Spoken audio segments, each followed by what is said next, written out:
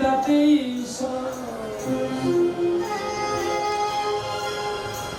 চিতাতে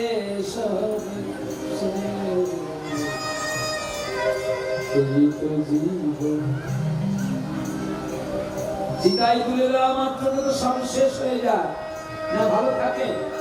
কাষ্ঠের চিতাই তুলে দেওয়ার পরে আগুন দিলে মানুষটা ভালো থাকে তো?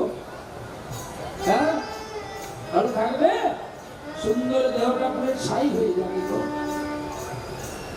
মানুষটাকে পোড়ালে এক মুঠো সাদা ছাই হয় বটে, কিন্তু সাদা ছাইকে আর মানুষ রূপে আহ্বান করা যায় না।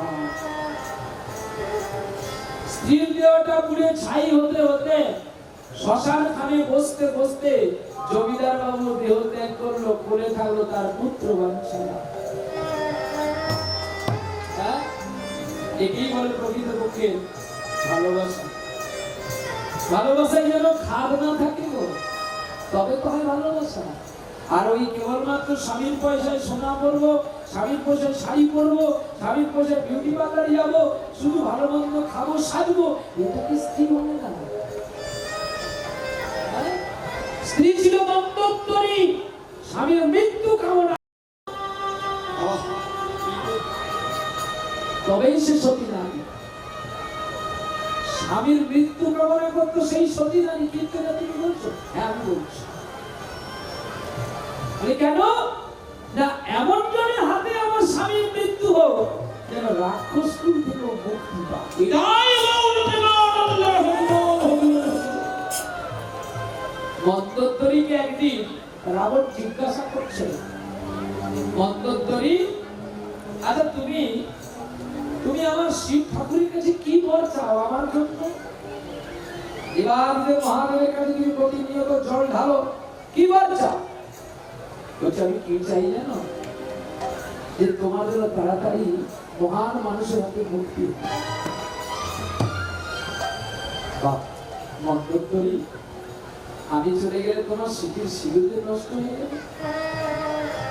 আমি এমন একটি নারী, তুমি চলে গেলেও আমার স্মৃতির সিঁদুর লাল থাকবে। আমি তোমার মৃত্যু কামনা করছি, তুমি এটা ভেবো না। আমি তোমাকে অমর কামনা করছি। কার কাছে জানো? কার কাছে? যার কাছে কামনা করে জন্ম মৃত্যুর ভয় থাকে। মন্দোদরী সদা ভগবানের কাছে কাঁদত, এই অসুর কুলে আমার রাবণকে তুমি কুলে দাও। তাই সতী নারীর মান রাখার জন্য দুষ্টু দশাননকে নিধন করেছিল পুরুষোত্তম ভগবান শ্রীরামচন্দ্র। কিন্তু তবুও কি মন্দোদরী অসতী মা? একটা স্বামী মরে গেল অসতী নয় না, তার দেহের মৃত্যু হয়েছে, আত্মার মৃত্যু কখনো হয়নি। রাধে রাধে। আর সেই নারী তো সেই ছিল তো, হ্যাঁ, সেই নারীটা সেই ছিল যে অসুর কুল থেকে ভগবানের চরণে দিতে পারে। তার প্রমাণ কি? এই দেখো ছোট্ট একটা কথা।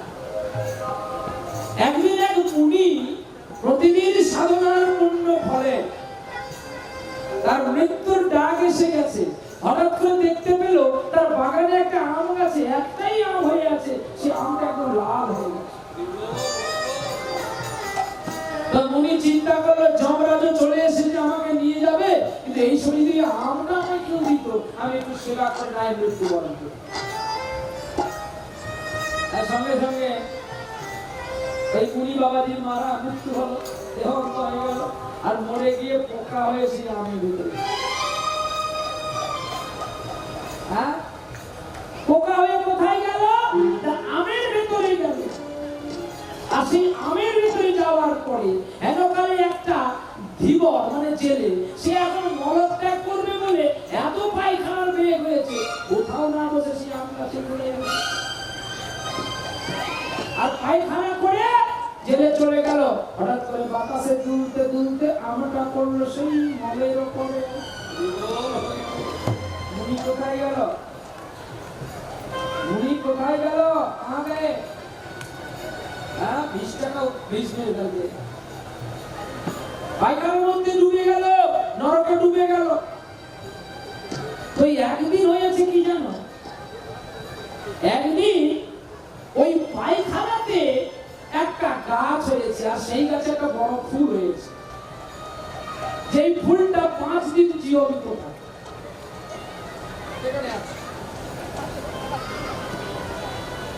এটা কি ফুল বলেন আপনারা? এটা কি ফুল বলেন? হ্যাঁ, পদ্ম, তাই তো? কোমল মানে পদ্ম।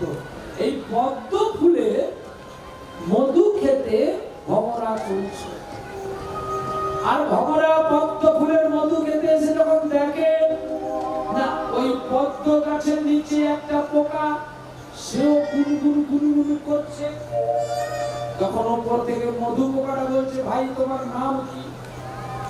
আমার নাম মধু পোকা। তোর নাম গুবরে পোকা। কি করে? তুই নোংরার মধ্যে থাকিস, আমি পদ্মের মধ্যে থাকি, আমি মধু সঞ্চয় করি, তাই না? হ্যাঁ। বলে বন্ধু তুমি কি খাও, আমাকে একটু দাও দেখি কই।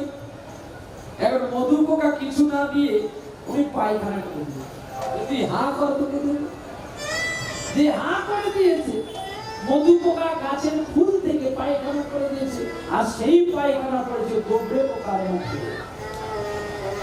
আর যেই গোবরে পোকার মুখে পড়েছে, মধু পোকা যা খায় সব তো মধু। হ্যাঁ, মধু পোকা যা খায় সব মধু। তা যেই পায়খানা করে দিয়েছে, পায়খানাতেই পড়ে গেল ঠোঁটে, আমি তো এতদিন খাই। হ্যাঁ, তো এখন গুবরে পোকা বলছে, ভাই কই আমি তোমার সঙ্গে যাব, ও কই আমি তোমার সঙ্গে যাব, ও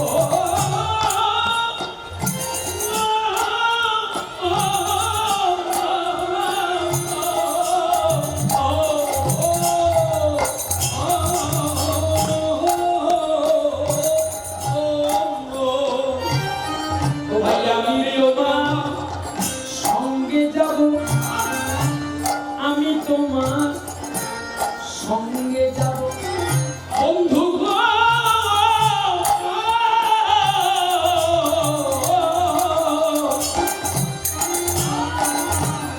আমিও তোমার সঙ্গে যাব, বন্ধু আমিও তোমার সঙ্গে যাব।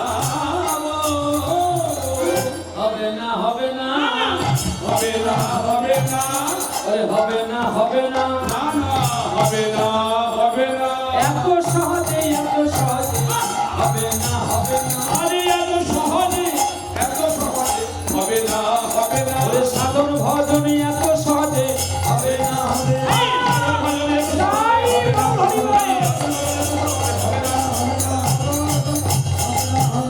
আরে হবে না, হবে না, সাধন ভজন এত সহজে হবে না। বলো দেখো না, তুমি খুব অমৃত গুলো খাচ্ছ, আমাকে একটু দাও না। বলে তুমি তাহলে তাড়াতাড়ি উঠে আসো। কারণ মধু পোকা বলে দিয়ে চলে গেছে, গুবরে পোকা যতই ওঠার চেষ্টা করে, সে আমার পেলে পায়খানা। অনেক কষ্টে, কি ভাগ্যে একটু কৃষ্ণ নাম বলতে একটু গাছের ডালে গেছে। পরের দিন সকালবেলা যখন মধু পোকা এসে দেখে না গাছের ডালে বসে আছে, গা থেকে দুর্গন্ধ হয়েছে, আমি কি করে কোথায় নিয়ে যাবো?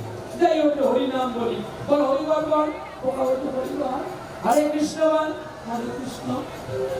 বলে দেখ তুই আমার পায়ে ধরে যাবি, তুই তো মধু খাবি বলছি, অমৃত খাবি, তোকে ঠিক খাওয়াবো। এই বলে পদ্ম সরোবরে নিয়ে গিয়ে এই গুবরে পোকাকে পদ্ম ফুলের মাঝখানে ছেড়ে দিল। শোন, একটা কথা তুই জেনে রাখবি, তুই যখন সূর্যদেব অস্তাচলের পূর্বে চলে আসবে, এই ফুল থেকে কিন্তু তুই পালিয়ে যাবে। পদ্ম বলে দিয়ে বিষ্ণু পোকা, মানে যাকে মধু পোকা বলি, সে এখন পালিয়ে গেছে। আর গুবরে পোকা যা খাওয়া শুরু করেছে, বাবার জন্য তো খায়নি। হ্যাঁ, মধুর সার কি আর কেউ ছাড়ে? সে যা মুখ লাগিয়ে দিয়েছে, কখন যে সূর্য ডুবে গেছে সে আর খেয়াল নাই। তুমি পাপড়ি মিলে গেছে, মধু পোকার মতো সে ভেতরে থেকে গেছে ঘুরে পোকা। পরের দিন আগে বাবাজি ওই পুষ্প তুলে নিয়ে পুষ্প মহাপুষ্প বলে পুষ্প শুদ্ধি করে কৃষ্ণায় গোবিন্দায় গোবিন্দ নমঃ যেই চরণে দিয়ে দিল, ওই কুবরে পোকা গোবিন্দের চরণ পেয়ে গেল। আর পরের দিন মধু পোকা যখন খোঁজ করে ওখানে সেই পদ্মে সেই নাই, পদ্ম নাই। গতি করতে করতে যখন এসে দেখে না গোবিন্দের চরণে পদ্ম ফুটে উঠেছে আর পদ্মের ভেতরে বসে আছে সেই কুবরে পোকা। আর কুবরে পোকা মধু পোকাকে বলছে, বন্ধুগণ তুমি ছিলে বলে আজকে আমি গোবিন্দের চরণ পেলাম। আমি গোবিন্দের চরণ পেলাম। কিছু বুঝতে পারলেন মধু পোকাটা কে? মধু পোকা দুটি হয়, এক বৈষ্ণব আর এক স্ত্রী। এটা সুস্ত্রী হওয়া কে ছিল? সুস্ত্রী মহাভারতে আছে। রাজকার্য পট্টালিকাপুরী পরিত্যাগ করেছিল বিদুর আর তার স্ত্রী। তাই তো বিদুরের স্ত্রীর হাতে গোবিন্দ কলার ছাল খেয়েছিল। অথচ দুর্যোধনের সোনার থালা গোবিন্দ ভুলে গেল। এমনি স্ত্রীকে করতে হয় বিবাহ, এমনি স্ত্রীর সঙ্গে সংঘাত করতে হয়, আর সেই স্ত্রীকে প্রণাম করতে হয়। স্ত্রীকে প্রণাম করবেন, লোকে আবার স্ত্রীকে প্রণাম করে। তুই কি মহারাষ্ট্রের মানুষকে ধোকা দিতে এসছিস? ধোকা দিয়ে টাকা নেওয়ার ছেলে আমি। যা বলবো খাঁটি, পৃথিবীতে একটাই বস্তু হচ্ছে খাঁটি। স্ত্রীকে কোলে করে নিয়ে, কন্যাকে কোলে করে নিয়ে বাড়ি এসেছিল। দেখতে দেখতে কতদিন যায়, আর বাড়ি আসার সঙ্গে সঙ্গে রাজকন্যার জ্বর গায়ে আসয়। অনেক বৈদ্য আসিয়া দেখো জ্বর ভালো করিতে না পারিলা। রাতের অন্ধকারে বনমালী রায় বাবু বিনোদের কাছে গেলা। বিনোদ মানে ওই ভগবান, যে পাথরের ভগবান তার নাম বিনোদ। এই বিনোদের কাছে গিয়ে বলছো, বিনোদ আমার তো একটাই মাত্র মেয়ে, আমার মেয়ে যদি চলে যায় আমি কি নিয়ে থাকবো? এক কাজ কর না, তুই এক কাজ কর, আমার আমার আমার মেয়েকে माटी दुनिया से खाटी होते हैं और माटी शब्द कर देता है माटी, लेकिन माटी है खाटी और सब भी हो जाएगा कि माटी सबाई के माटी करबे तो ना আমরা মাটি করতে পারবো? আমরা মাটি খাঁটি করতে পারবো কখন? দেখো মাটি এমনি পড়ে আছে, আবার কোন শিল্পী সেই মাটিকে প্রতিমা বানায়, কত সুন্দর করে। তাহলে মাটি খাঁটি, আর মাটি আমাদের সবাইকে একদিন করে দিয়ে যাবে মাটি। তাই স্ত্রী এমনি হয়, স্ত্রীকে প্রণাম করতে হয়। চলো দেখতে পাবে, একটু পরেই দেখবে স্ত্রীকে কে প্রণাম করে। এতক্ষণ থেকে বলতে তো স্বাদ থাকবে না, তোমরা সকালে আবার স্বাদ খেয়ে পালিয়ে যাবে না, না এতক্ষণ থেকে দেওয়া যাবে। চলো যাই সেখানে। তাহলে মন্ত্রী মধুর পোকার মতো সন্ধান করে ওই দুষ্টু গোমরা রাবণকে ভগবানের চরণে দিতে পারে। তাই আমরা এই জগতে অনেকে আহার করি মাছ, চিংড়ি, মাংস, এইগুলো খেয়ে কখনো হরি সাধন হজম হয় না। আর বলছে কৃষ্ণ কথা যার তার কাছে শুনবি না, সে যার তার কাছে শুনবি।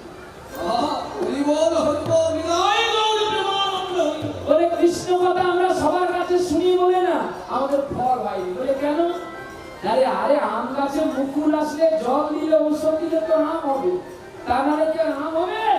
আম গাছে আমি হয়, আমরা গাছে আম হয় না, আর আমরা গাছে আমরা হয়, আমরা গাছে আম হয় না। অতএব অবৈষ্ণবের বদলে যদি হরি কথা শ্রবণ হয় কেমন হয় জানো? মানে যারা কীর্তন করে, মাছ চিংড়ি খায়, হোটেলে খায়, মদ খায়, তাদের কাছে হরিনাম শোনা যা সাপের গরল বিষ পান করা। অবৈষ্ণবের মুখে হরিনাম শোনা যা সাপের গরল বিষ পান করা, তার প্রমাণ দিলেন শ্রীমদ্ ভাগবত। কেমন করে? না না দুধ খেলে যেমন মানুষের উপকার হয়, আবার ওই দুধে যদি সাপে মুখে দেয় সেই দুধ খেলে মানুষের মৃত্যু হয়। হ্যাঁ, সুর দরকার নেই, তাল দরকার নেই, একটু হাকৃষ্ট করে যদি কেউ চোখের জল গোবিন্দের চরণে দেয় তাতে তার সাধন বদন কোনো কিছু প্রয়োজন হয় না। তার প্রমাণ রামচরিত মানস গ্রন্থে লেখা আছে, একটা মেয়ে নিচু কুলে জন্ম নিয়েছিল যার নাম সবরী, সেও গোবিন্দকে উৎকৃষ্ট করিয়েছিল। তাহলে ভক্তি আর প্রেমেই ভগবানকে পাওয়া যায়, আর ভক্তি প্রেম আনতে গেলে আপনাকে আমাকে একচিত্তে থাকতে হয়। দেখতে দেখতে যখন চলে গেল, ওই জমিদার চলে গেল, এক পাড়ার এক বুড়িমা ওই ছোট্ট ছেলে বাঞ্ছারামকে নিয়ে প্রতিপালন করেছিল।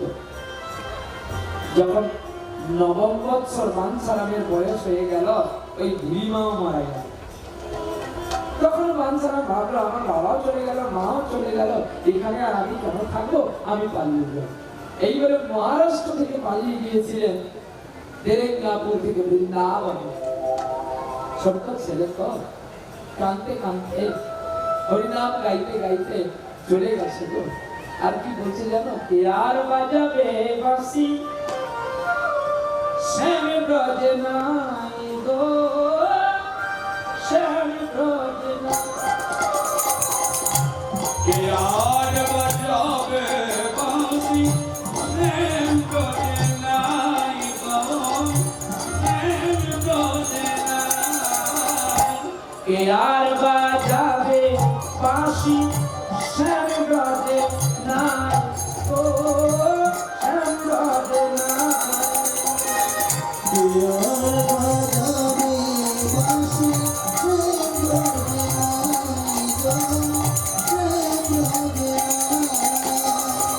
মন দুঃখে বসে কাঁদে একাকিনী রাই গো, একাকিনী রাই।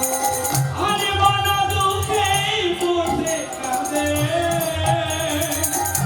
কমলিনী রাই, কমলিনী রাই। কে আর বাজাবে বাঁশি শ্যাম ব্রজে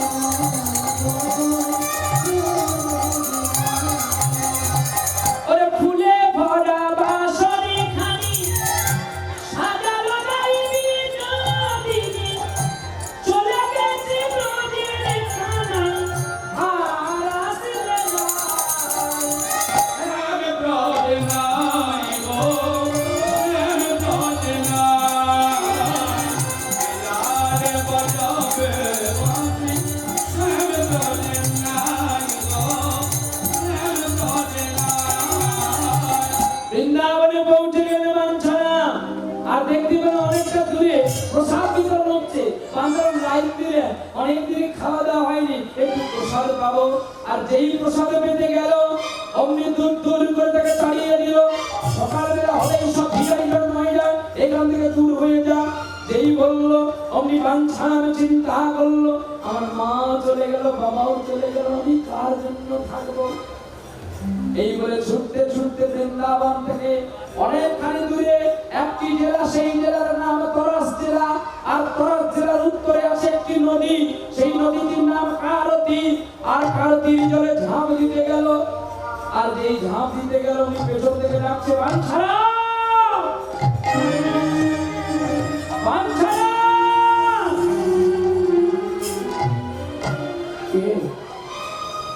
কে তুমি আমায় ডাকছো? আমার বলতে তো কেউ নেই। বাঞ্ছারাম, আত্মহত্য মহাপাপ, তুমি উঠে এসো।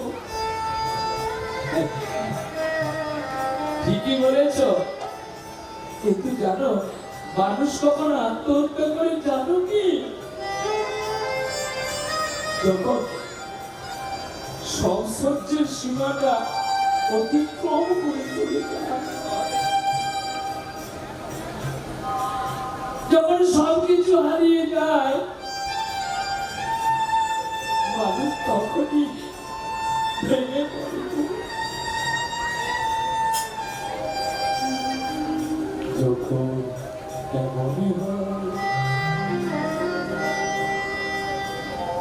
জীবনটা মনে হয়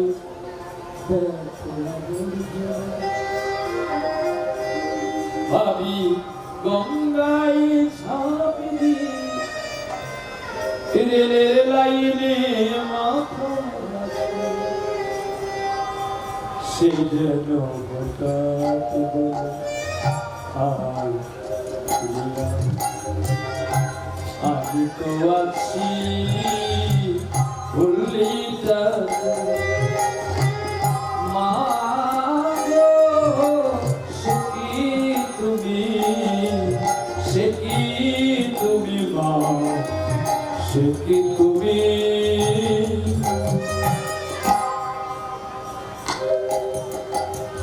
লাঞ্ছনা, শুধু লাঞ্ছনা, সজনের দেওয়া শত গঞ্জনা, লাঞ্ছনা, শুধু লাঞ্ছনা, আজ সজনের শত গঞ্জনা, বন্ধু দরজাতে যত কিছু করার সে যেন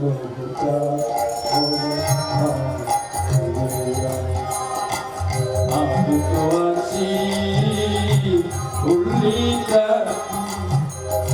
মা গো, সে কি তুমি মা, সে কি তুমি আপনার মহাপাপ উঠে এসো। পাপ তো ঠিকই, কিন্তু আমি আর পাচ্ছি না, মান ছাড়া এসো, আমি তোমায় সব ফিরিয়ে দেবো, এসো। উঠে আসলো জল থেকে, চলতে শুরু করেছে প্রভাত কাল, আর দেখতে পেলে একটা গ্রাম। চিন্তা করো বাঞ্ছারাম ওই গ্রামে গিয়ে কাউকে বলে একটু ভিক্ষা করে আমি খাবো।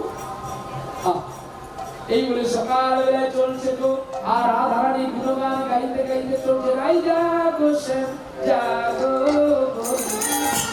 সুখ সারি পরে, রাই জাগো শ্যাম জাগো সুখ সারি পরে, কতই নিদ্রা যাও গো রাতে স্বামী না করে করে, আরে কত সুখে নিদ্রা যাও স্বামী না করে করে, রাই জাগো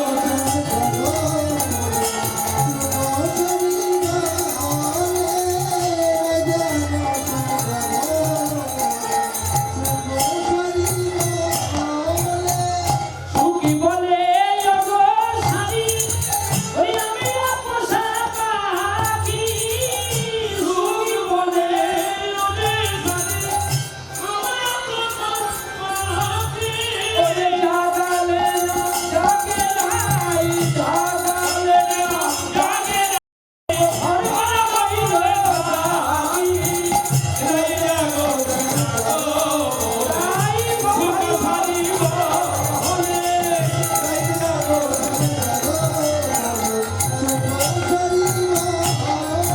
ওরে সুখী বলে ওগো সারি, এবার গগনে উড়ে যাবো, সুখ বলে ওরে সারি, গগনে উড়ে যাবো, ওরে নব জল ধরয়ানি অরুণেতে যাবো, ওরে নব জল ধরয়ানি অরুণেতে যাবো, রাই জাগো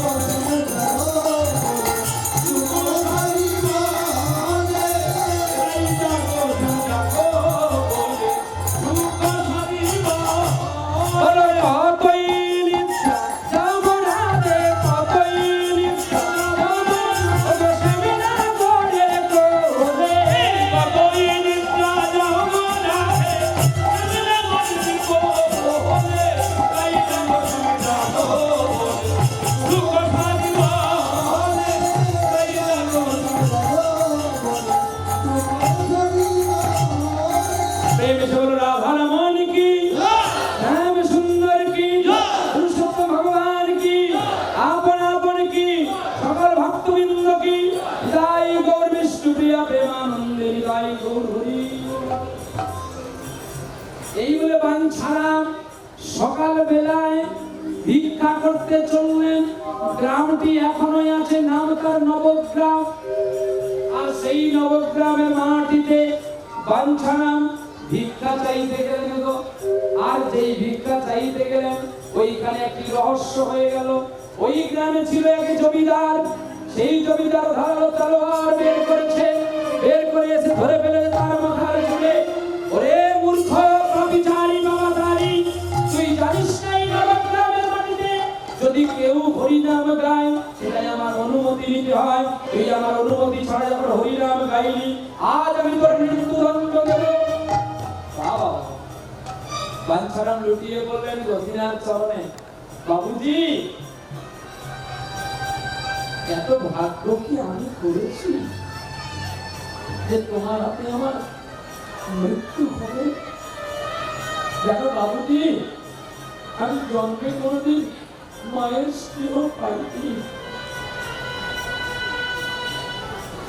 বাল্যকালে মা বাবা দুজনকেই আমি হারালাম। আর এই ছোটবেলায় আমার পালিত মাকেও হারিয়েছি। জানো, অনেক কষ্টে বৃন্দাবনে এসেছি না একটু প্রসাদ পাবো বলে। ব্রজবাসী আমাকে দূর দূর করে তাড়িয়ে দিল। বলতে পারো তা আমি মরবো বলে ছুটে ঝাঁপ দিলাম ভারতী নদীর জলে। কে যেন আমায় বলছে আত্মহত্যা মহাপাপ, তুই উঠে আয়। আজ আমার জীবন বুঝি জীবন ধন্য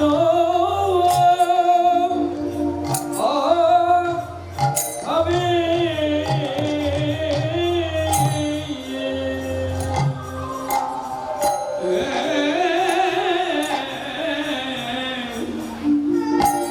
আমার জনম বুঝি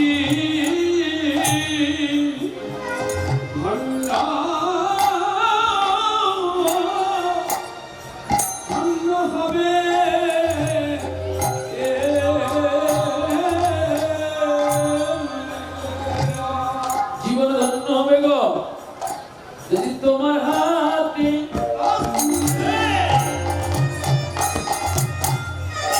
আমার মরণ হয় গো। আমার জনম ধন্য হবে যদি তোমার হাতে আমার মরণ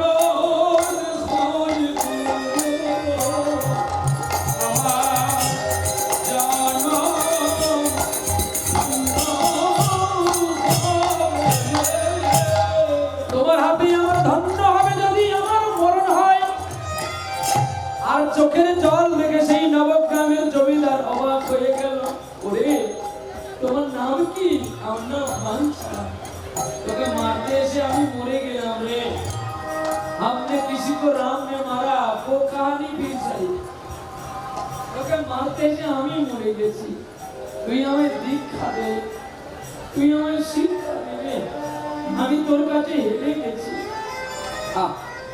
সেই বাঞ্ছারাম নবগ্রামের সকলকে দীক্ষা দিলেন, শিক্ষা দিলেন, আর প্রত্যেকের বদলে হরিনাম কৃষ্ণাম পৌঁছে দিলেন। তো স্বামী তেরে বানিসি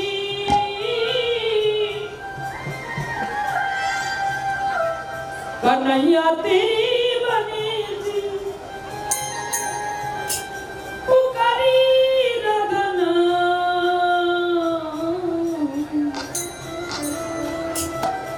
लोग तेरे मेरा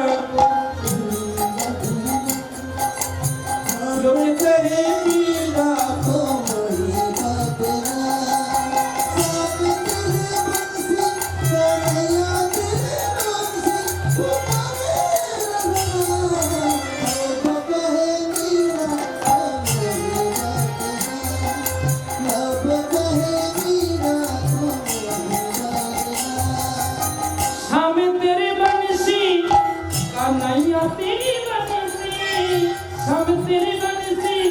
कन्हैया तेरी बंसी पुकारी राधा नाम रूप तेरे मीरा अरे रूप तेरे मीरा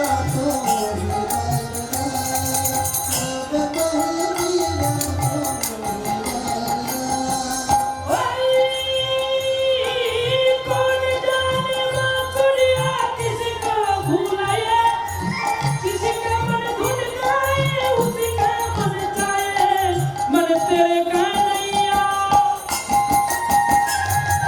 मन तेरे कन्हैया मन कैसी राधा नाम रूप तेरे मीरा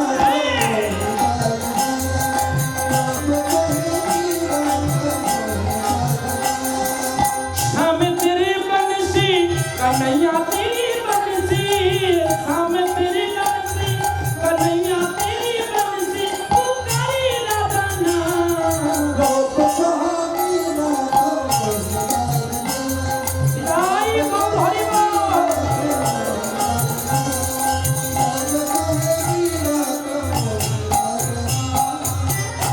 ও আমায় ভিক্ষা দাও তো আমার গোবিন্দের সেবা দেব বাবা তোমার ঘর নেই বাড়ি নেই তুমি কার জন্য ভিক্ষা করো বাবাজি বাঞ্ছারাম 18 বছরের যুবক হয়ে গেছে আর তার কৃষ্ণ নাম শুনে হরি নাম শুনে পাড়া প্রতিবেশী সকলে মিলে ভিক্ষা দেয় তৎসঙ্গে একটি ছোট্ট কথা আজকে যারা এই মহতিময় হরিবাসনটা করলেন এই ভিক্ষা আপনারা দিলে যে কীর্তনিয়ার পেমেন্ট হবে এটা কিন্তু সিদ্ধান্ত নেই। হ্যাঁ তাহলে কেন ভিক্ষা করতে হয় না ভিক্ষা করে দৈন্যতা বিনয় হওয়া যে আমি ভিক্ষা করেছি গোবিন্দ তোমার জন্য আমার জন্য নয় তাই এদিকে বাঞ্ছনা আর ওদিকে কমিটি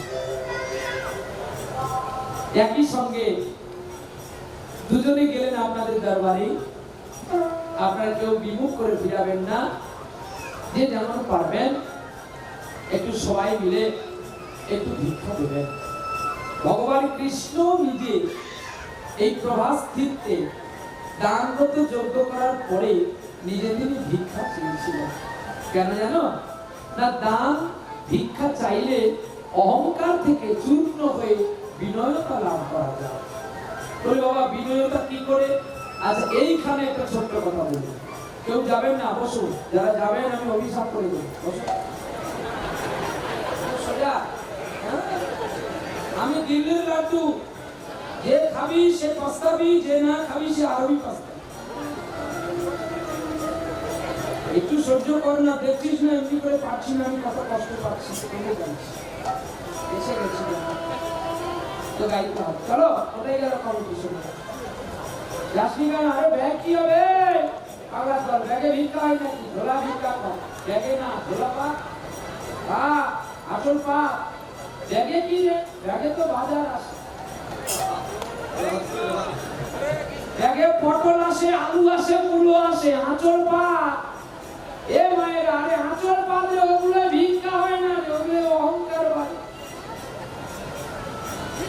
ভিক্ষা করলে আঁচল বাঁধতে হয় কি ভিক্ষারি ভিক্ষা করলে কি অফিস ব্যাগ নিয়ে যায় না তবে হ্যাঁ এখনকার স্ট্যান্ডার্ড ভিক্ষারি করতে হয় একটা কাজে ব্যাগ থাকবে তার হাতে একটা রসিদ বই থাকবে বলে আমরা নবদ্বীপ থেকে এসেছি বৃন্দাবন থেকে এসেছি তোমাকে 5 দিন তেল দিতে হবে তারা হচ্ছে স্ট্যান্ডার্ড ভিক্ষারি তারা লুজার ভিক্ষারি না তবে এর টাকা নিয়ে যেতে যেতে তোর বাড়িতে অবশ্যই চলছে কায়দা আছে আর এমনি দৈন্য তুমি ভিক্ষা করাটা এই ভিক্ষাটাই হচ্ছে মহৎ ভিক্ষা হ্যাঁ যাও এইভাবে যাও হ্যাঁ এটাকে ভিক্ষা বলে কৃষ্ণ এগুলো করেছিল যাও সবাই মিলে যাও তাহলে এই ফাঁকে স্ত্রীকে প্রণাম করতে হয় কিনা বলে দিয়ে যাই নাকি তারপরে লীলায় যাবো তবে বাবা শোনা আমি তোদের অভিশাপ করতে আসিনি বাবা অভিশাপ করলে তোরা ধরে আমার মা অভিশাপ কেন করবো সবাইকে ভালোবাসবো বুক ভরা ভালোবাসা দিয়ে সম্প্রতি জানাবো তাতেই তো মানুষের আদর্শ ভালো করে পাবো চলো নিতাই হোক এইবারে সেই বাঞ্ছারা গুটি গুটি পায়ে ভিক্ষা করে শ্রী রন্ধন করে আর নয়ন বন্ধ করে ভগবানকে ডাকে কেন সবাই ওই গ্রামের মানুষ চিন্তা করে বলল, ভগবান ছাড়াম আমরা চিন্তা করেছি তোমায় একটা গোপাল কিনে দেব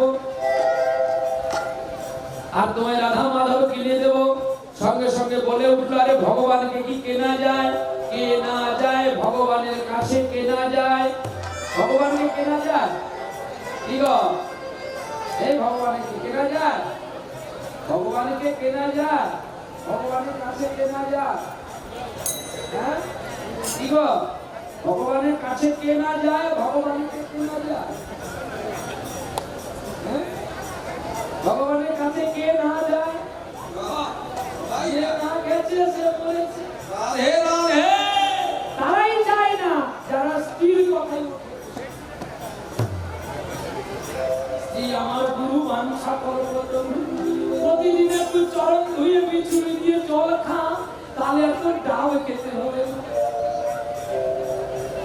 তবে হ্যাঁ খেয়েছিল, হ্যাঁ ঠাট্টা করে না, হাসিও না, আছে কিন্তু চরণ ধুয়ে জল খেয়েছে। তোমরা তো চুম্বন করো স্ত্রীর মুখে, আর এইখানে একজন আছে সে চুম্বন করেছিল তার পায়ে।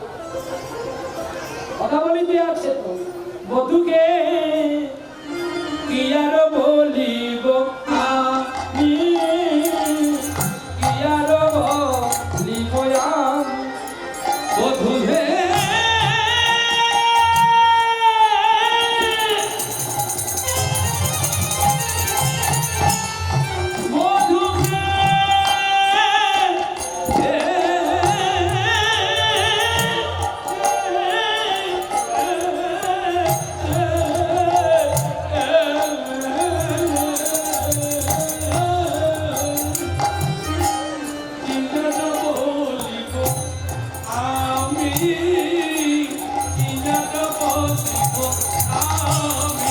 আমার জীবনে জীবনে জন্মে মরণে, জীবনে জীবনে জন্মে মরণে, ও গো প্রাণনাথ হইয়া তুমি গো, প্রাণনাথ হইয়া তুমি আমার জন্মে জন্মে, জীবনে জীবনে প্রাণনাথ হইয়া তুমি গো, প্রাণনাথ হইয়া তুমি। আস্তে আস্তে ভিক্ষাটাও নেবে, শব্দ না করে শুধু তত্ত্বগুলো শুনে যাও, নাহলে গর্ত ভর্তি হবে কি করে? আমাদের টাইম শেষ হয়ে গেলে আমরা নেমে যাবো, কিন্তু তোমাদের তো বেশি করে খেয়ে নিতে হবে। বেশি করে খেলে বেশিক্ষণ থাকবে, আর কম কম খেলে আবার খিদে লাগবে। খিদাই গো হরি বল। তাহলে মানে কে পদটি গাইলো কে? বধু এ কি আর বলিব আমি, এই পদটি গিয়েছিলেন মহাপ্রভু আসার 400 বছর আগে। ব্যক্তিটি যার নাম চণ্ডীদাস ঠাকুর। সেই চণ্ডীদাস ঠাকুর ব্রাহ্মণের ছেলে হয়ে প্রণাম করেছিল রজকিনীকে। রজ মানে ধোপা, কিনী মানে কন্যা। বা সেই রজকিনী কন্যাকে ব্রাহ্মণের ছেলে প্রণাম করে বলেছিল, শুনো রজকিনী রানী, তোমার ও দুটি চরণ যে এত শীতল, তাই শরণ নিয়েছি আমি। তোমার চরণ ছাড়াই আমায় করো না। আর তখন চণ্ডীদাসের কথা শুনে রজকিনী রানী বলছে, এ কি বলছো স্বামী, এ কি বলছো গো ঠাকুর, তুমি ব্রাহ্মণের ছেলে, আমি ধোপার মেয়ে, কাপড় কাচি, তুমি আমার পায়ে ধরছো কেন? বলছে আমি ধরিনি, আমাকে নিত্য সেবা আমি যার করি সেই বাসুলি মা, তিনি আমায় চাপড় মেরে বলছেন যদি ভজন করবি চলে যা রজকিনীর কাছে। রজকিনীর কাছে ওরে রজকিনী প্রেম নিকশিত হেম দ্বিজ চণ্ডীদাসে, দ্বিজ চণ্ডীদাসে।